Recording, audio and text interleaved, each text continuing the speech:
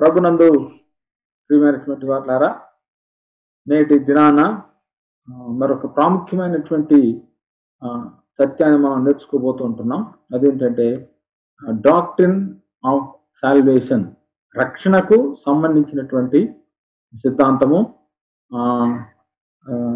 మన మధ్యలో మీకు పరిచయమే ఇప్పటికీ బ్రదర్ రిచర్డ్ మర్సీ గారు ఉన్నారు.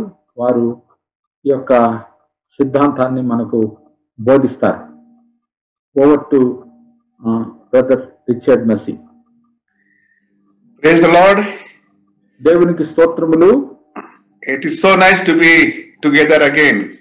మరలా తిరిగి ఒకసారి కలుసుకోవటం అనేది ఎంతో సంతోషకరమైనటువంటి విషయంగా ఉంటూ ఉంది.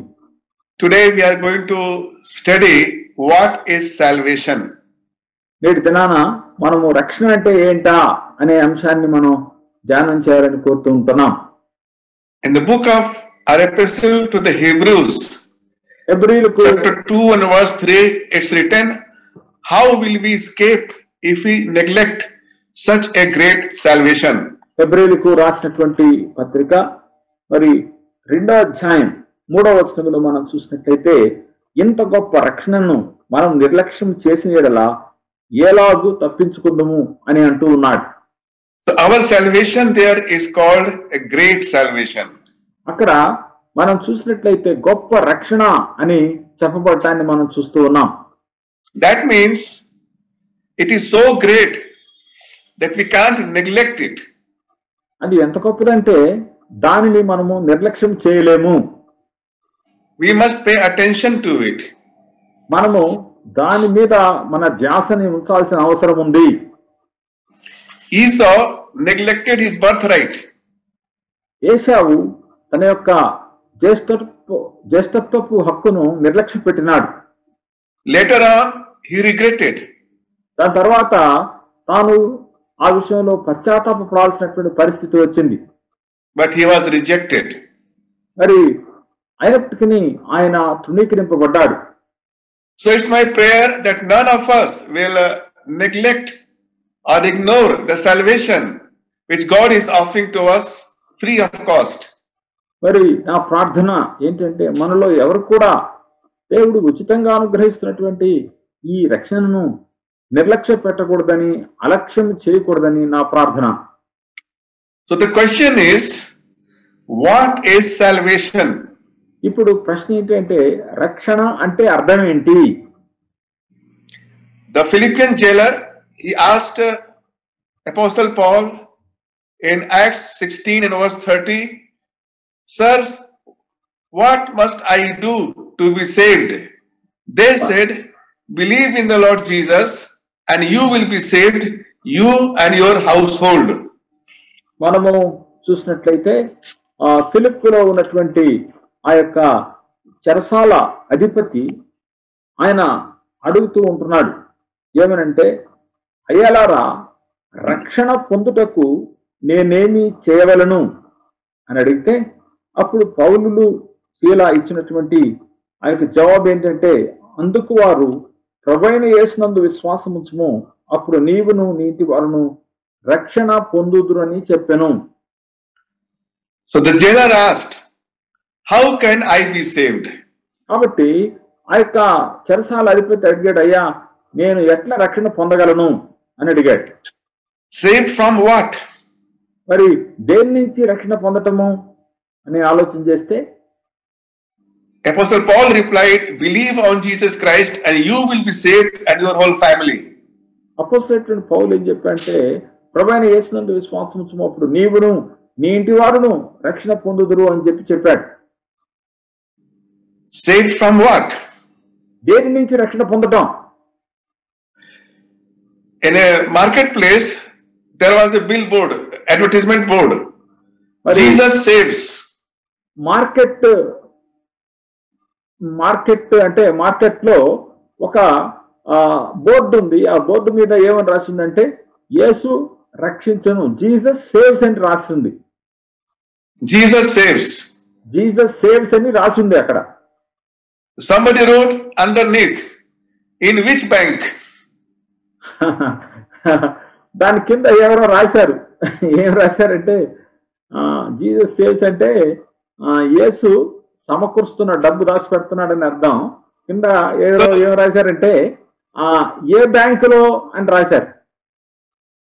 So the word save means different things. కాబట్టి రక్షణ అనే మాట రకరకాలుగా ఉంటూ ఉంది. Not today, but some other time we will be seeing from what are we saved. మరి ఈ దినమున కాదు కానీ మరొక దినమున దేని నుంచి మనం రక్షణ పొందుతున్నాము అనేది మనం చూద్దాం. So what is salvation? కాబట్టి రక్షణ అంటే ఏంటి? Salvation from what? దేని నుంచి రక్షణ? There are several things which I have written here from the Bible, nearly 8 things. What does it means to be saved, or what is salvation? Bible గ్రంథంలో నుంచి 8 విషయాలు నేను రాసుకున్నాను. అంటే రక్షణ అంటే ఏంటి అనే దానికి సంబంధించినటువంటి విషయాలు. When we tell somebody I am saved, what do we mean? మనం ఎవరికైనా చెబుతూ ఉంటే నేను రక్షణ పొందానయ్యా అని అంటే అర్థం ఏంటి? There are 8 things that we mean in the light of the Bible teaching. బైబిల్లో ఉన్నటువంటి బోధనలు బట్టి నేను రక్షణ పొందినానంటే దాని అర్థం ఏంటో అంటే 8 విధాలుగా మనం చూడొచ్చు. Number 1, it means that our sins are forgiven in the name of our Lord Jesus Christ. మొట్టమొదటిది ఏంటంటే యేసుక్రీస్తు వారి యొక్క నామములో మన పాపములు క్షమించబడ్డాయి అనేది. Now all of us have sinned. మనం అందరం కూడా పాపం చేశాం. In thoughts, words and deeds. తలంపులలో, తర్వాత క్రియలలో, మాటలలో పాపం చేశాం. And the wages of sin is death. పాపం వల్ల వచ్చే జీతము మరణము. If we are not forgiven of our sins, we will die spiritually and eternally. మన పాపములు క్షమించబడకపోతే మనము భౌతికంగా అంత మాత్రం కాకుండా నిత్యమైనటువంటి మరణాన్ని మనం ఎదుర్కోవాల్సి వస్తుంది. So when I say I am saved, means my sins have been forgiven. కాబట్టి నేను రక్షణ పొందాను అంటే అర్థం ఏంటంటే నా పాపములు క్షమించబడ్డాయని అర్థం. They are forgiven not by my good works. అవి ఎట్లా క్షమించబడ్డాయి? నేను చేసినటువంటి మంచి క్రియలను బట్టి కాదు. They are forgiven not by some tradition or ceremonies in the church. లేకపోతే ఏదో కొన్ని ఆచారాలు, చర్చిలో ఉన్నటువంటి కొన్ని పద్ధతులు, నియమాలు, నిబంధనలు పాటించడం ద్వారా కాదు. Nobody can forgive us our sins. ఎవరు కూడా మన పాపములను క్షమించలేరు. And our sins cannot be forgiven by any other means except Lord Jesus Christ. యేసుక్రీస్తు వారి ద్వారా తప్ప మరొక విధానములో మన పాపములను ఎవరు కూడా క్షమించలేరు. So our sins are forgiven. That is the primary meaning of the word salvation. కాబట్టి రక్షణ పొందటం అని అంటే అర్థం ఏంటంటే ప్రాథమికంగా మన పాపమును క్షమించబడటము అని అర్థం. Whatever sin we have committed, God has forgiven us in the name of Lord Jesus Christ. మనము ఏ పాపము చేసినప్పటికీ అవన్నీ కూడా దేవుడు యేసుక్రీస్తు వారి యొక్క నామములో క్షమిస్తూ ఉంటున్నాడు. I could not forgive my sins. నా పాపమును నేను క్షమించుకోలేను. My parents could not forgive me my sins. మరి నా తల్లిదండ్రులు నేను చేసినటువంటి పాపమును క్షమించలేరు. My pastor and God's servants could not forgive me my sins. నా పాస్టరు లేకపోతే దైవ సేవకుడు నా పాపమును క్షమించలేరు. But my sins are forgiven in the name of Lord Jesus Christ. ప్రభువైనటువంటి యేసుక్రీస్తు వారి నామములో మాత్రమే నా పాపములు క్షమించబడతాయి. Now in the Bible we read in several places about the forgiveness of sins. బైబిల్లో అనేక చోట్ల పాప క్షమాపణ గురించి మనం చదువుతాం. Forgiveness means I don't have to bear the consequences of my sin. మరి ఆ పాప క్షమాపణ అంటే అర్థం ఏంటంటే నా పాపములకు వచ్చే ఫలితాన్ని నేను పొందనక్కర్లేదు అని అర్థం. We read in Psalm 103 and verse 3. He forgives all your iniquity. He heals all your diseases. కీర్తన గ్రంథము 103వ అధ్యాయం 3వ వచనంలో మనం చూసినట్లయితే ఆయన నీ దోషములన్నిటినీ క్షమించువాడు, నీ సంకటములన్నిటినీ కుదుర్చువాడు అని మనం చదువుతూ ఉంటున్నాం. Iniquity is twisted ways and twisted works. మరి అతిక్రమము అని అంటే ఏంటంటే వంకర మార్గాలు, వంకర పనులు. Iniquity means there is no straightforwardness. It's all twisted. అతిక్రమం అంటే మరి ఉన్నట్టుగా మాట్లాడటం కాదు కానీ వంకరతనము. Now the psalmist is saying that God forgives all our iniquities. మరి ఆ కీర్తనకారుడు అంటున్నాడు, ఆయన నీ దోషములన్నిటినీ క్షమించువాడు. In Mark's Gospel chapter 2 verses 5 and 10. Mark సువార్త 2వ అధ్యాయం 5వ వచనము 10వ వచనములో మనం చూసినట్లయితే, some people brought their friend who was paralytic to Lord Jesus. కొంతమంది తమ స్నేహితుడు పక్షవాత రోగంతో బాధపడుతున్నాడు, ఆయన్ని యేసు They could not find how to go where our Lord was. They climbed on the roof and from there they opened the roof and lowered their friends. కాబట్టి వాళ్ళు యేసయ్య దగ్గరికి ఎట్లా పోవాలో వాళ్ళకి అర్థం కావట్లేదు, అంత ఇరుక్కిరుగ్గా ఉంది, క్రికెట్స్ ఉంది. అందుకనే పైన ఇంటి పైన కప్పు తీసి లోపలికి పక్షవాయు గల ఆయన దించారు. Now in Mark's Gospel chapter 2 verses 5 and 10, it says there, seeing their faith, Jesus told the paralytic, son, your sins are forgiven. But so that you may know that the Son of Man has authority on earth to forgive sins, he told the paralytic.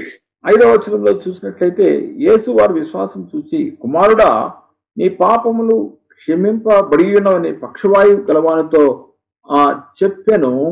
పాపములను క్షమించడానికి భూమి మీద మనుష్య కుమారునికి అధికారం కలదని మీరు తెలుసుకొనవలని వారితో చెప్పి. Whenever Lord said, son, your sins are forgiven, people began to grumble. ఎప్పుడైతే ప్రభు కుమారుని పాపములు క్షమించబడ్డాయని చెప్తే ప్రజలు గొనగటం మొదలు పెట్టారు. They said, who can forgive sin but God alone? వాళ్ళు అన్నారు, ఎవరు పాపాన్ని క్షమించగలుగుతారు, దేవుడే కదా అని అన్నారు. So our Lord said, the Son of Man has authority on earth to forgive sin. అప్పుడు ప్రభు చెప్పాడు, మనిషి కుమారుడికి పాపమును క్షమించే అధికారం భూమి మీద ఇవ్వబడి ఉంది అని చెప్పారు. It is easy to say your sins are forgiven. పాపములు క్షమించబడ్డాయని చెప్పడం సులభమే. There is no evidence, nothing can be seen in that. ఎందుకంటే అక్కడ చెప్పడంలో మరి నిజంగా క్షమించబడ్డాయో లేవో తెలియదు కదా. But to tell the paralytic or to heal the paralytic, that gives evidence. అయితే ఆ యొక్క పక్షవాయు రోగం కలిగినటువంటి వాడిని స్వస్థపరచడం అనేది ఒక రుజువు ఇస్తుంది. So our Lord healed the paralytic and forgave his sins. మన ప్రభు ఆ యొక్క పక్షవాయు గలమైనటువంటి వ్యక్తిని స్వస్థపరిచి తన పాపమును క్షమించినాడు. In 1 John chapter 1 and verse 9 it says, 1 యోహాను 1:9లో మనం చూసినట్లయితే, if we confess our sins, he, that is God, is faithful and righteous to forgive us our sins and to cleanse us from all unrighteousness. మన పాపములు మనం ఒప్పుకునే యెడల ఆయన నమ్మతగిన వాడును నీతిమంతుడు గనుక ఆయన మన పాపములు క్షమించి సమస్త దుర్నీతి నుండి మనలను పవిత్రులుగా చేయును అని చెప్తూ ఉంటున్నాడు. So the first requirement is that we sincerely and seriously confess our sins to God. కాబట్టి మన వైపు నుంచి మనం చేయాల్సినటువంటి మొట్టమొదటి విషయం ఏంటంటే యథార్థమైనటువంటి విధానంలో మన పాపం ప్రభు దగ్గర ఒప్పుకోవాలి. Then God will do two things. అప్పుడు దేవుడు 2 విషయాలు చేస్తాడు. Number 1, he will forgive us. మొట్టమొదటిది మన పాపములను క్షమిస్తాడు. And number 2, he will cleanse us from all our dirt of our sins. రెండవది సమస్త దుర్నీతి నుండి మనల్ని పవిత్రులుగా చేసేవాడుగా ఉంటున్నాడు. Now in 1 John chapter 2 and verse 12 we read, 1 యోహాను 2:12లో మనం చూసినట్లయితే, I am writing to you little children, since your sins have been forgiven on account of his name. చిన్న పిల్లలారా ఆయన నామమును బట్టి మీ పాపములు క్షమింపబడినవని కనుక మీకు వ్రాయిచున్నాను అంటున్నాడు. What an assurance! Your sins have been forgiven. మన పాపములు క్షమించబడ్డాయి అన్నటువంటి ఆ నిశ్చయత ఎంత గొప్పదో. It takes away all our guilty conscience. అది మన యొక్క అపరాధ స్వభావాన్ని, మనస్తత్వాన్ని, మనసాక్షిని తీసివేస్తుంది. It fills us with joy and peace and hope. మన యొక్క హృదయాన్ని ఆనందముతో, సమాధానంతో, నిరీక్షణతో నింపుతుంది. My sins are forgiven. నా పాపములు క్షమించబడ్డాయి. I feel so free in my spirit. నా ఆత్మలో నేను ఎంతో తేలిగ్గా నాకు అనిపిస్తూ ఉంది. In Hebrews chapter 8 and verse 12 we read, హెబ్రీయులకు రాసిన పత్రిక 8వ అధ్యాయం 12వ వచనంలో మనం చూసినట్టయితే, God is promising here, for I will forgive their wrongdoing and I will never again remember their sins. ఇక్కడ ప్రభువు చెబుతూ ఉంటున్నాడు, నేను వారి దోషముల విషయమై దయ కలిగి వారి పాపములను ఇక ఎన్నడను జ్ఞాపకము చేసుకొనను అని ప్రభు సెలవిస్తున్నాడు. He is promising this in the context of the new covenant. ఇవన్నీ కూడా మరి నూతన నిబంధన సందర్భంలో ఆయన చెప్పడాన్ని మనం చూస్తూ ఉన్నాం. Brothers and sisters, I hope you have the assurance of the forgiveness of your sins. ప్రియమైనటువంటి సహోదరుడా, సహోదరి, నీకు నీ పాపములు క్షమించబడ్డాయి అన్నటువంటి నిరీక్షణ నువ్వు కలిగి ఉన్నావని మేము అనుకుంటూ ఉన్నాం. If not, then believe on Jesus Christ. లేకపోతే ప్రభు అయినటువంటి యేసునందు విశ్వాసముంచు. Repent from your sins. నీ పాపముల విషయంలో పశ్చాత్తాప పడు. And you will receive the forgiveness of sins. అప్పుడు నువ్వు పాప క్షమాపణ పొందుతావు. So when I say I am saved, నేను రక్షణ పొందానని చెప్తే it means my sins have been forgiven. దాని అర్థం ఏంటంటే నా పాపములు క్షమించబడ్డాయని అర్థం. Secondly, రెండవదిగా చూసినట్లయితే it means that our names are written in the book of life. మన యొక్క పేర్లు జీవ గ్రంథములో వ్రాయబడి ఉన్నాయని అర్థం. Some people's names are written only in the church register. కొంతమంది పేర్లు ఒకవేళ చర్చిలో సభ్యత్వం ఉంటే ఆ సభ్యత్వ పట్టీలో మాత్రమే ఉంటాయి. But their name is not written in the book of life. వారి యొక్క పేర్లు జీవ గ్రంథములో రాయబడవు. The Bible talks in several places about the book of life. బైబిల్లో అనేక పర్యాయములు ఈ జీవ గ్రంథాన్ని గురించినటువంటి ప్రస్తావన రావటాన్ని మనం చూస్తున్నాం. For example, we read in Luke's Gospel chapter 10 and verse 20. లూకా సువార్త 10వ అధ్యాయం 20వ వచనంలో ఈ విషయాన్ని చూస్తూ ఉంటున్నాం. 70 people had gone out and they had seen great works, great miracles in their ministry. వారి యొక్క పరిచర్యలో గొప్ప ఆశ్చర్య కార్యాలు, అద్భుత కార్యాలు చేశారు. And they are very happy. వారు చాలా సంతోషంగా ఉన్నారు. They came back to our Lord and reported to him. మరి ప్రభు దగ్గరికి వచ్చి వాళ్ళు ఆ సమాచారాన్ని చెప్తూ ఉన్నారు. And our Lord said in Luke's Gospel chapter 10 and verse 20, do not rejoice that the spirits submit to you, but rejoice that your names are written in heaven. మన ప్రభు చెప్తూ ఉంటున్నాడు లూకా సువార్త 10వ అధ్యాయం 20వ వచనంలో, అయినను దయ్యములు మీకు లోబడుతున్నవని సంతోషింపక మీ పేర్లు పరలోకమందు వ్రావిడి ఉన్నవని సంతోషించుటని వారితో చెప్పును. Are we sure that our names are written in heaven? మన యొక్క పేర్లు మరి పరలోకములో వ్రాయబడి ఉన్నాయని నిశ్చయిత మనకుందా? Then we can truly rejoice. ఒకవేళ అట్లు నిశ్చయిత ఉంటే మనం నిజంగా ఆనందించవచ్చు. In all situations and circumstances. ప్రతి పరిస్థితిలో కూడా. Because our names are written in heaven. పరలోకములో మన పేర్లు వ్రాయబడి ఉన్నాయి కనుక. That's a great privilege. అది గొప్ప ఆధిక్యత. Then we read in the book of Revelation chapter 3 and verse 5. తర్వాత ప్రకటన గ్రంథం 3వ అధ్యాయం 5వ వచనంలో కూడా మనం ఈ రకంగా చదువుతూ ఉంటున్నాం. In the same way, the one who conquers will be dressed in white clothes, and I will never erase his name from the book of life, but will acknowledge his name before my Father and before his angels. జీవ గ్రంథంలో నుండి అతని పేరెంత మాత్రమును తుడుపు పెట్టక నా తండ్రి ఎదుటను ఆయన దూతల ఎదుటను అతని పేరు ఒప్పుకొందును అంటున్నాడు. When our names are written in the book of life, ఎప్పుడైతే మన పేర్లు జీవ గ్రంథంలో రాయబడతాయో our Lord will never erase our names. వాటిని ఆయన ఎప్పుడు కూడా తుడుపు పెట్టడు. Some of us have no confidence. మనలో కొంతమందికి ఆ దృఢమైనటువంటి నిశ్చయత లేదు. We are afraid that one day we will lose our salvation. మనకి కొంతమందికి భయం వేస్తుంది, నా రక్షణ నేను కోల్పోతానేమో అని.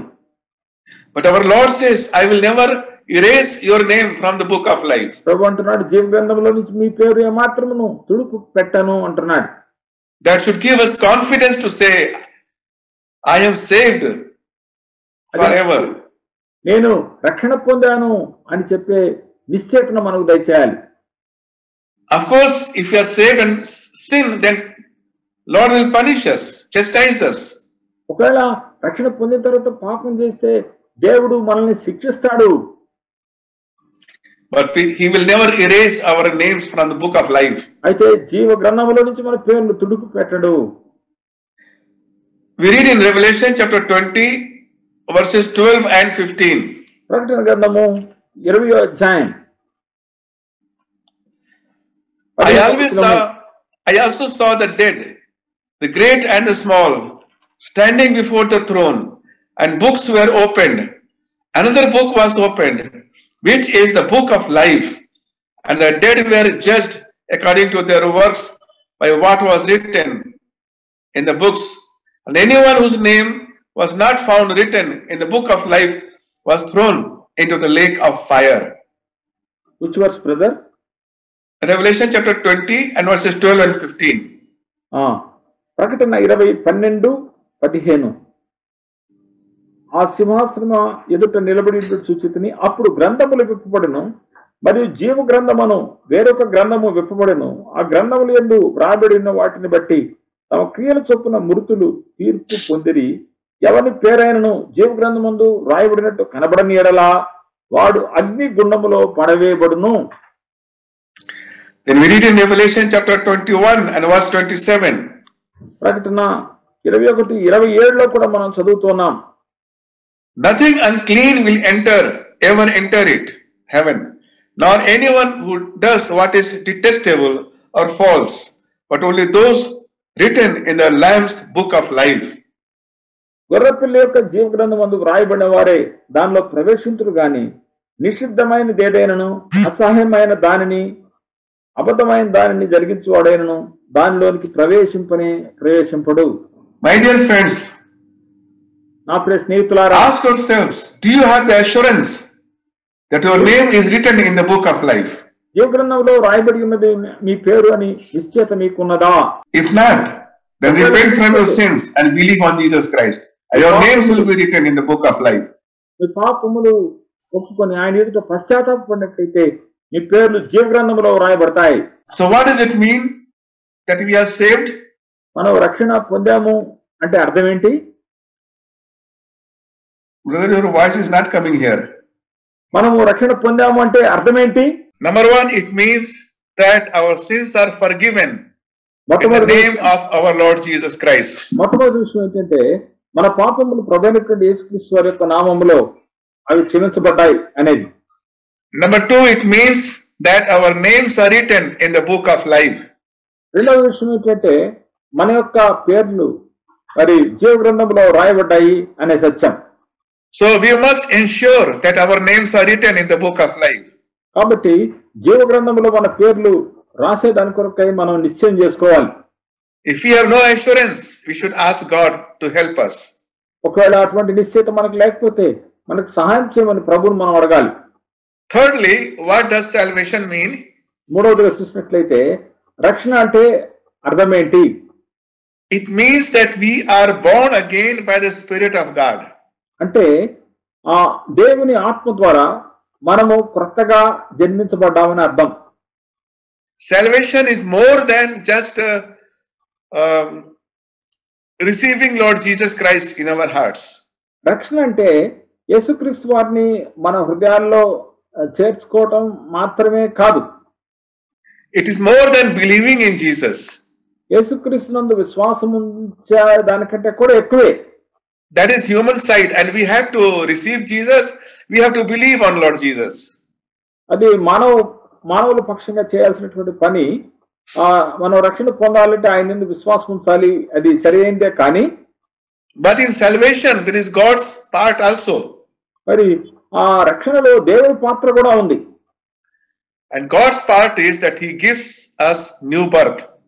మరి దేవుని యొక్క పాత్ర ఏంటి అని మనం ఆలోచన చేసినట్లయితే ఆయన మనకు నూతన క్రొత్త జన్మను మనకిస్తాడు. That is something which we cannot do. We cannot give birth to ourselves. అది మనం చేయగలిగింది కాదు, మనల్ని మనం పుట్టించుకోలేము. That only God can give. అది దేవుడు మాత్రమే చేయగలడు, ఇవ్వగలడు. So if we have no assurance that we are born again or not, మనము కొత్తగా జన్మించామా లేదా అన్నటువంటి నిశ్చయత మనకు లేకపోతే, then we should repent and believe on Jesus. మనం పశ్చాత్తాపపడి యేసుక్రీస్తునందు విశ్వాసం ఉంచాలి. And ask God to give us the assurance of salvation. ప్రభువుని అడగాలి, మనకు ఆ యొక్క రక్షణ నిశ్చయత ఇవ్వమని మనం ఆయన అడగాలి. So thirdly, salvation means that we are born again by the Spirit of God. కాబట్టి మూడవదిగా మనం చూసినట్లయితే రక్షణ అంటే ఏంటంటే దేవుని ఆత్మ ద్వారా కొత్తగా జన్మింపజేయబడుట. Holy Spirit has given us new birth when we repented from our sins and believed on Jesus Christ. పరిశుద్ధాత్మ దేవుడు మనకి నూతన జన్మ ఇచ్చాడు. ఎప్పుడంటే మన పాప విషయంలో మనం పశ్చాత్తాప పడ్డప్పుడు, ఆయన యందు విశ్వాసం ఉంచినప్పుడు. You remember how Nicodemus came to Lord Jesus in the night? రాత్రి సమయంలో నికోదేము ఏ రకంగా యేసు ప్రభు దగ్గరికి వచ్చాడో మీకు జ్ఞాపకం ఉన్నది కదా. He was a Pharisee. ఆయన ఒక పరిసయ్యుడు. And he was a teacher in Israel. ఆయన ఇశ్రాయేలుకు బోధకుడిగా ఉండినాడు. He came with a very high view of our Lord Jesus Christ. ప్రభువైనటువంటి యేసుక్రీస్తు వారి పట్ల ఒక ఉన్నతమైనటువంటి అభిప్రాయాన్ని కలిగి ఆయన దగ్గరికి వచ్చాడు. We know that you are from God, he said. ఆయన అంటున్నాడు, నువ్వు దేవుని దగ్గర నుంచి వచ్చావని మాకు తెలుసు అని అంటున్నాడు. Because if God was not with you, you could not do all these things which you are doing. దేవుడు నీకు తోడై ఉండకపోతే నువ్వు చేస్తున్నటువంటి సూచక్రియలు నువ్వు చేయలేకపోయేవాడివి అని అన్నాడు. So our Lord replied to him in John chapter 3 verses 3 and 5. మనం చూసినట్లయితే యోహాను సువార్త 3వ అధ్యాయం 3-5 వచనాల్లో మనము ప్రభువైనటువంటి యేసుక్రీస్తు వారు ఆయనకి ఇచ్చినటువంటి జవాబును చూస్తూ ఉన్నాం. Truly I tell you, unless someone is born again, he cannot see the kingdom of God. Jesus answered, truly I tell you, unless someone is born of water and the Spirit, he cannot enter the kingdom of God. 3వ వచనములో 5వ వచనములో చూస్తూ ఉంటున్నాం. అందుకే అతనితో ఒకడు కొత్తగా జన్మించితేనే కానీ అతడు దేవుని రాజ్యమును చూడలేడని నీతో నిశ్చయంగా చెప్తున్నాను అనను. 5వ వచనంలో యేసు ఇట్లనెను, ఒకడు నీటి మూలముగాను ఆత్మ మూలముగాను జన్మించితేనే గాని దేవుని రాజ్యంలో ప్రవేశింపలేడని నీతో నిశ్చయంగా చెప్తున్నాను. Born of water and the Spirit. కాబట్టి నీటి మూలముగా ఆత్మ మూలముగా జన్మించుట. Water denotes the word of God. యొక్క నీరు అనేది దేవుని యొక్క వాక్యాన్ని తెలియజేసేదిగా ఉంటుంది. As we see it in 1 Peter chapter 1 and verse 23. 1వ పేతురు 1వ అధ్యాయం 23వ వచనములో దాన్ని మనం చూస్తుంటున్నాం. 1వ పేతురు 1వ అధ్యాయం 23వ వచనము. It says there, because you have been born again, not of perishable seed, but of imperishable, through the living and the enduring word of God. మీరు క్షయబీజం నుండి కాక శాశ్వతము జీవం గల దేవుని వాక్య మూలముగా అక్షయ బీజం నుండి పుట్టింపబడినవారు అని అంటున్నాడు.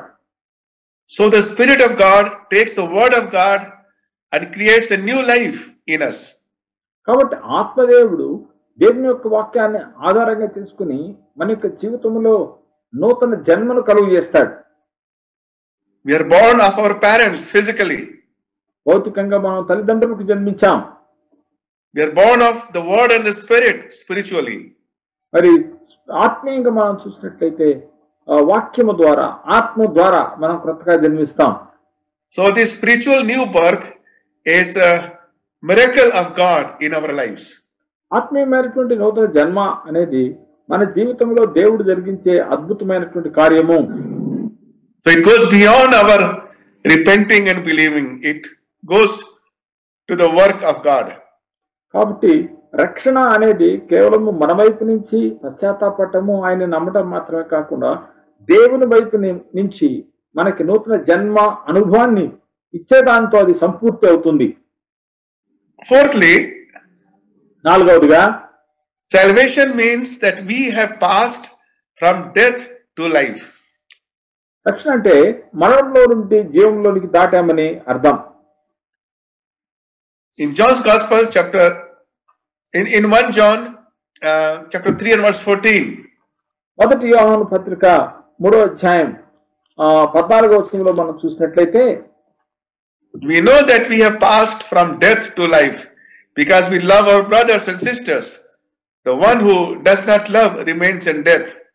మనము సహోదరులను ప్రేమించుచున్నాము గనుక మరణంలో నుండి జీవంలోనికి దాటి ఉన్నామని ఎరుగుదుము. ప్రేమ లేని వాడు మరణమందు నిలిచి ఉన్నాడు.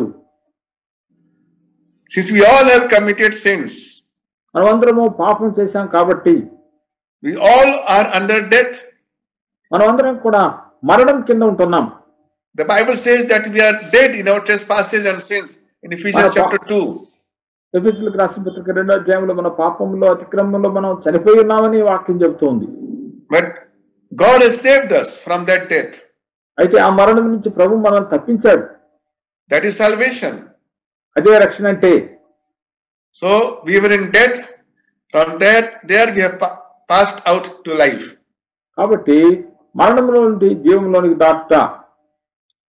So fourthly, salvation means that we have passed from death to life. కాబట్టి నాలుగవదిగా రక్షణ అంటే ఏంటంటే మరణంలో నుండి జీవంలోనికి దాటుట. Fifthly, ఐదవదిగా salvation means that we have received eternal life. మరి రక్షణ అంటే నిత్య జీవాన్ని పొందుకొనుట. We read in John 3 and verse 16. మనకు తెలుసు, యోహాను సువార్త 3వ అధ్యాయం 14వ వచనంలో ఆ సత్యాన్ని చూస్తూ ఉన్నాం. For God loved the world in this way, He gave His one and only Son, so that everyone who believes in Him will not perish, but have eternal life. దేవుడు లోకమును ఎంతో ప్రేమించును కాగా ఆయన తన అద్వితీయ కుమారుడిగా పుట్టిన వాని యందు విశ్వాసముంచు ప్రతివాడును నశింపక నిత్యజీవం పొందినట్లు ఆయనను అనుగ్రహించను. Then in verse 36 of the same chapter 3, అదే అధ్యాయంలో 36వ వచనంలో మనం చూసినట్లయితే, the one who believes in the Son has eternal life, but the one who rejects the Son will not see life. Instead, the wrath of God remains on him. కుమారుడు యందు విశ్వాసముంచువాడే నిత్య జీవము గలవాడు. కుమారునికి విధేయుడు కానివాడు జీవము చూడడు గాని దేవుని ఉగ్రత వాని మీద నిలిచిండును.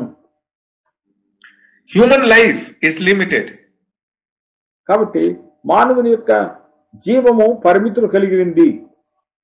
70 years, 80 years, 100 years.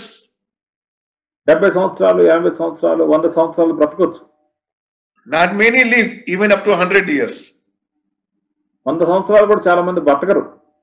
But eternal life is eternal. It never comes to an end.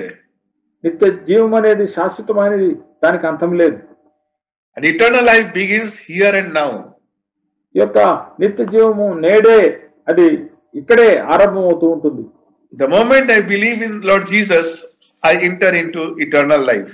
ఎప్పుడైతే యేసునందు నేను విశ్వాసం ఉంచుతానో అప్పుడే నిత్య జీవాన్ని పొందుకుంటాను. So that even if I die physically, I will live spiritually. అప్పుడు భౌతికంగా నేను చనిపోయిన ఆత్మీయంగా బ్రతుకుతాను. We read in 1 John chapter 5 verses 11 and 12. మొదటి యోహాను 5వ అధ్యాయం 12-13 వచనాల్లో మనం చూసినట్లయితే, It says there, and this is a testimony, God has given us eternal life, and this life is in His Son. The one who has the Son has life. The one who does not have the Son of God does not have life. ఆ సాక్ష్యమేమనగా దేవుడు మనకు నిత్య జీవమును దయచేసెను. ఆ జీవము ఆయన కుమారుని యందున్నది. దేవుని కుమారుని అంగీకరించువాడు జీవము గలవాడు, దేవుని కుమారుని అంగీకరింపనివాడు జీవము లేనివాడే. He who has the Son has life. కాబట్టి కుమారుని కలిగినటువంటి వాడు జీవాన్ని కలిగినటువంటి వాడు. He who does not have the Son does not have eternal life. కుమారుడు కలిగి లేనటువంటి వాడు జీవాన్ని కలిగి లేడు. So we can examine ourselves whether we have the Son of God or not. కాబట్టి మనం పరీక్ష చేసుకోవచ్చు, మనకు దేవుని కుమారుడిని కలిగి ఉన్నామా కలిగి లేమా అని. In Romans chapter 6 and verse 23 we read, రోమీయులకు రాసినటువంటి పత్రిక 6వ అధ్యాయం 23వ వచనంలో మనం చూసినట్లయితే, for the wages of sin is death, but the gift of God is eternal life in Christ Jesus our Lord. పాపం వల్ల వచ్చే జీతము మరణము, అయితే మన ప్రభు అయినటువంటి యేసుక్రీస్తునందు నిత్య జీవము అని చదువుతూ ఉంటున్నాం. See, eternal life is a gift of God.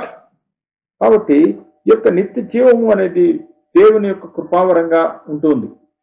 We can't earn it by our human righteousness. మన యొక్క మానవ నీతిని బట్టి దాన్ని సంపాదించుకోలేము. We can't earn it through some kind of a religious ceremony or tradition. ఏదో మతపరమైనటువంటి ఆచారాలు పాటించడం ద్వారా ఇది మనం పొందుకోలేము. It's the free gift of God. అది దేవుడిచ్చే ఉచితమైనటువంటి వరము. We simply have to receive it with thanksgiving.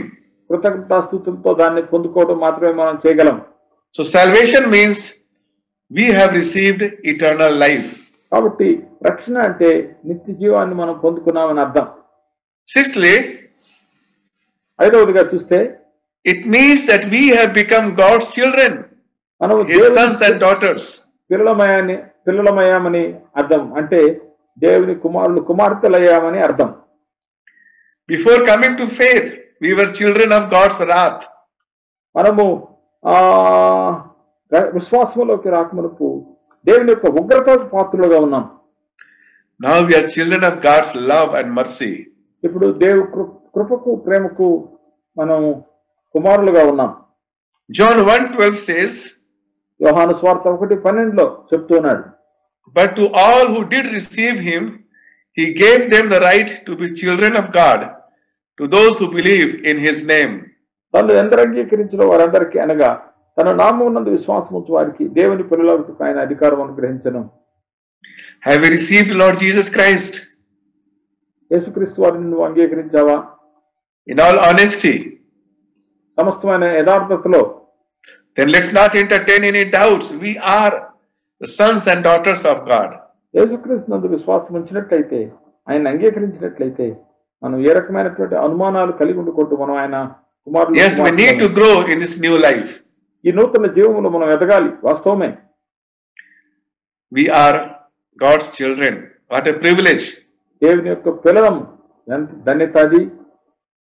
Romans 8:16 says, రోమీయులకు రాసినటువంటి పత్రిక 8వ అధ్యాయం 16వ వచనంలో మనం చూసినట్లయితే, the Spirit himself testifies together with our spirit that we are God's children.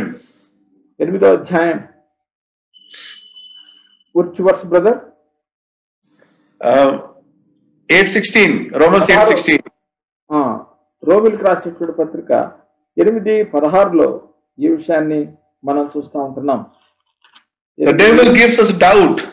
16లో ఈ మాట నేను చదువుతున్నా, దయచేసి గమనించండి. He whispers in our ears, you are not a child of God. మనం దేవుని పిల్లలమనే ఆత్మ తానే మన ఆత్మతో కూడా సాక్ష్యమిస్తున్నాడు.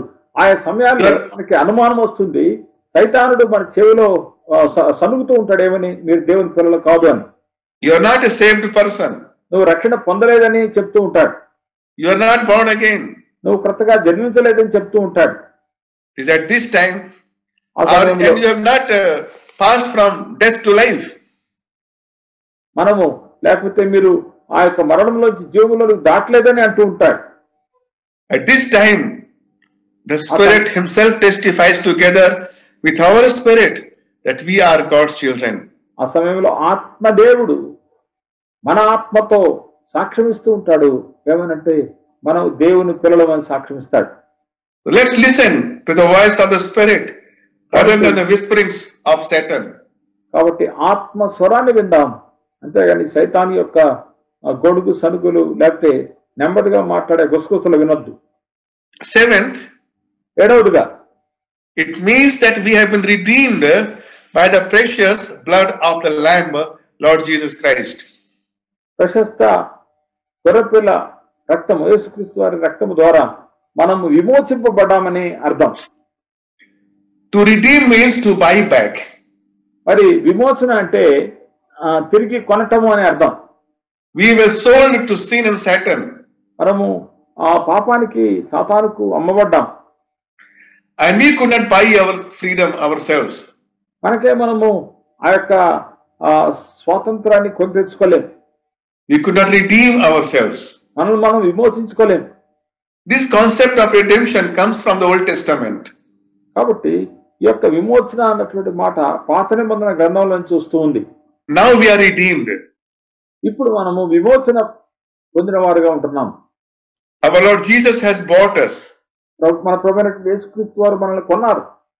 In 1 Peter chapter 1 and verses 18 and 19 it says, మొదటి పేతురు 1:18-19 వచనాల్లో మనం చూసినట్లయితే, For you know that you were redeemed from your empty way of life, inherited from your ancestors, not with perishable things like silver or gold, but with the precious blood of Christ, like that of the unblemished and spotless Lamb. పితృ పారంపర్యమైన నీ వ్యర్థ ప్రవర్తన విడిచిపెట్టినట్టుగా వెండి బంగారం వంటి క్షయ వస్తువుల చేత మీరు విమోచింపబడలేదు కానీ అమూల్యమైన రక్తం చేత అనగా నిర్దోషమును నిష్కళంకమునకు గొర్రెపిల్ల వంటి క్రీస్తు రక్తం చేత విమోచింపబడుతుందని మీరు ఎరుగుదురు కదా. So salvation means we are no longer in the slavery of sin and Satan. మరి రక్షణ అంటే ఇక ఏమాత్రం కూడా సైతాన్ యొక్క ఉచ్చులలో బానిసత్వంలో మనం లేవని అర్థం. Our Lord has purchased us from that. ప్రభువు మనల్ని కొన్నాడు. Our Lord said that the Son of Man did not come to be served, but to serve and give his life as a ransom for many. మన ప్రభు చెప్పాడు, మనిషి కుమారుడు పరిచర్య చేయించుకునేదానికి రాలేదు కానీ పరిచర్య చేయుటకును అనేకులకు ప్రతిగా తన ప్రాణమును క్రయధనముగా అర్పించడానికి కొరకే వచ్చాడని చెప్తున్నాడు. Ransom is the same as redemption. He has redeemed us. He has ransomed us. క్రయధనం చెల్లించుట అంటే మనల్ని విమోచించుట అని మనం అర్థం చేసుకోవాలి. ఆ రెండు కూడా ఒకటే విషయాలుగా మనం చూస్తున్నాం. Praise God. We are not slaves. We are sons and daughters of God now. మనం ఇక ఏమాత్రం కూడా బానిసలుగా లేం కానీ దేవుని యొక్క కుమారులుగా కుమార్తెలుగా ఉంటున్నాం. Ephesians 1:7 says, ఎఫెసీయులకు రాసినటువంటి పత్రిక 1:7 మనం చూసినట్లయితే, In him we have redemption. In him means in Lord Jesus Christ we have redemption through his blood. What is that redemption? The forgiveness of our trespasses according to the riches of his grace. 7వ వచనంలో అంటున్నాడు, దేవుని కృపా మహదైశ్వర్యమును బట్టి ఆ ప్రియుని యందు ఆయన రక్తం వలన మనకు విమోచనం. ఏంటి ఆ విమోచన అంటే అనగా మన అపరాధములకు పాప క్షమాపణ కలిగి ఉన్నది అంటున్నాడు. There was a time when the Israelites were taken into slavery. ఇశ్రాయేలు చరిత్రలో వారు ఒకానొకప్పుడు బానిసత్వంలో ఉంటూ వచ్చారు. Both the northern kingdom Israel and the southern kingdom Judah, both were taken into captivity. ఉత్తర దేశమైనటువంటి ఇశ్రాయేలు, దక్షిణ దేశమైనటువంటి యూదా ఇరువురు కూడా బానిసత్వంలోకి తీసుకుపోబడ్డారు. But then there came a time when they were redeemed. God redeemed them, set them free. ఇక ఒక సమయం వచ్చింది, ఆ సమయంన దేవుడు వారిని విమోచించినట్టుగా మనం చూస్తూ ఉన్నాం. We were also in the captivity of sin and Satan. మనం కూడా ఆ యొక్క పాపం యొక్క దాసత్వంలో సైతాను యొక్క బంధకాల్లో ఉన్నాం. But when I say I have been saved, means I have been redeemed from that. నేను రక్షణ పొందాను అని చెప్తూ ఉంటే అర్థం ఏంటంటే నేను ఆ యొక్క బానిసత్వంలో నుంచి స్వతంత్రులుగా చేయబడ్డానని అర్థం. 8th and final. 8వదిగా చివరిగా మనం చూసినట్లయితే, Salvation means we have been rescued from the dominion of darkness and brought into the kingdom of the Son of God. రక్షణ అంటే ఏంటంటే మరి అంధకార సంబంధమైనటువంటి అధికారంలో నుంచి యేసుక్రీస్తు వారి యొక్క రాజ్య నివాసులుగా చేయబడ్డాం. No wonder the author of the book of Epistle to the Hebrews says, our great salvation. అందుకనే ఆ హెబ్రీ గ్రంథకర్త అంటున్నాడు, ఇంత గొప్ప రక్షణ అంటున్నాడు. Our great salvation in which our sins have been forgiven. ఇంత గొప్ప రక్షణ అంటే మరి ఆ రక్షణలో మన పాపములు క్షమించబడ్డాయి. Our great salvation in which our names are written in the book of life. గొప్ప రక్షణ, ఆ యొక్క రక్షణలో మన పేర్లు జీవ గ్రంథంలో రాయబడ్డాయి. Our salvation in which we are born again by the Spirit of God. మరి ఈ రక్షణ అంటే ఆ దేవుని ఆత్మ ద్వారా మనం కొత్తగా జన్మించబడ్డాం. Our salvation in which we have passed from death to life. మరణములో నుంచి జీవములోకి దాటేలా చేసినటువంటి రక్షణ అది. Our salvation in which we have received eternal life. నిత్య జీవాన్ని పొందించుకున్నటువంటి రక్షణ అది. Our salvation in which we have become God's children. మరి దేవుని పిల్లలై అయ్యేటట్టు చేసినటువంటి రక్షణ అది. Our salvation in which we have been redeemed by the precious blood of Lord Jesus Christ. యేసుక్రీస్తు వారి యొక్క ప్రశస్త రక్తం ద్వారా విమోచింపబడినటువంటి రక్షణగా మనం చూస్తూ ఉన్నాం. Eighth and finally, our salvation in which we have been rescued from the dominion of darkness and brought into the kingdom of the Son of God. ఎనిమిదిగా చివరగా మనం చూసినట్లయితే మనం అంధకార సంబంధమైనటువంటి అధికారంలో వచ్చి తన కుమారుని యొక్క రాజనివాసులుగా చేయబడుతున్నాం. We read in Colossians chapter 1 and verse 13. కొలస్సీయులకు రాసిన పత్రిక 1:13 ఆయన మనం చదువుతున్నాం. He has rescued us from the dominion of darkness and transferred us into the kingdom of the Son he loves. ఆయన మనలను అంధకార సంబంధమైన అధికారంలో నుంచి విడుదల చేసి తాను ప్రేమించిన తన కుమారుని యొక్క రాజనివాసులుగా చేశాను. See, these great things have taken place in our lives. కాబట్టి ఇన్ని గొప్ప విషయాలు మన యొక్క జీవితంలో జరిగినాయి. Once we were in the dominion of darkness. ఒకప్పుడు అంధకార సంబంధమైనటువంటి అధికారంలో మనం ఉన్నాం. But now we are in the kingdom of the Son of God. దేవుని కుమారుడి యొక్క రాజనివాసులుగా చేయబడ్డాం. In 1 Peter chapter 2 and verse 9 it says, 1 పేతురు 2:9 మనం చూసినట్లయితే, but you are a chosen race, a royal priesthood, a holy nation, a people for his possession, so that you may proclaim the praises of the one who called you out of darkness into his marvelous light. అయితే మీరు చీకట్లో నుండి ఆశ్చర్యకరమైన తన వెలుగులోనికి మిమ్మల్ని పిలిచిన వారి గుణాతిశయములను ప్రచురం చేయ నిమిత్తము ఏర్పరచబడిన వంశమును, రాజులైన యాజక సమూహమును, పరిశుద్ధ జనమును, దేవుని సొత్తైన ప్రజలను నయ్యున్నారు. So from the dominion of darkness into the kingdom of God's Son. కాబట్టి ఆ యొక్క అంధకార సంబంధమైనటువంటి అధికారం నుంచి దేవుని కుమారుని యొక్క రాజ్యనివాసులుగా చేయబడ్డాం. So from darkness into God's marvelous light.